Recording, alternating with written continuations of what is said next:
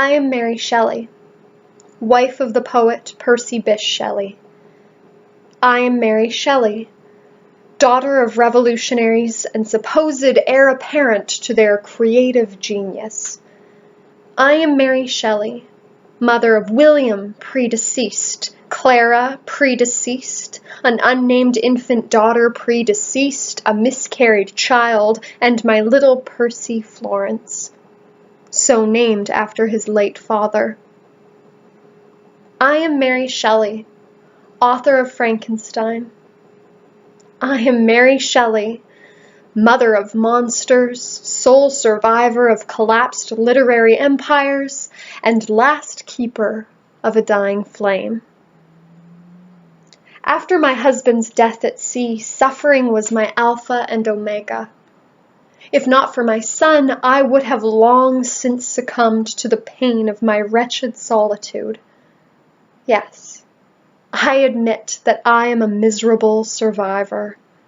And for a long time after this tragic turn, all life was choked out of me by the lonely state of singleness which hemmed me in. But although all the poetry, all the brilliancy, all the sunshine of my life is gone, I have since determined to persist and continue in this world. And the reason for this newfound resolve is that my husband is not truly dead and gone. No.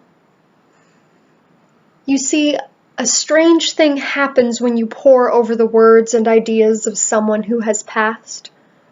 For those treasured moments, that individual ceases to be gone, and the veil that separates the living from the dead is temporarily lifted to reanimate the writer as he or she once was.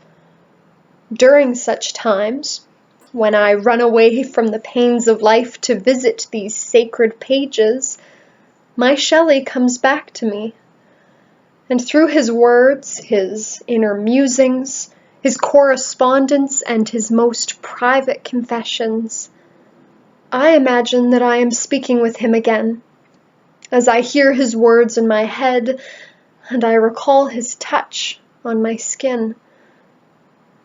And in the solitude of my quiet reflection, I think what he would have said if, speaking thus to him, he could have answered me.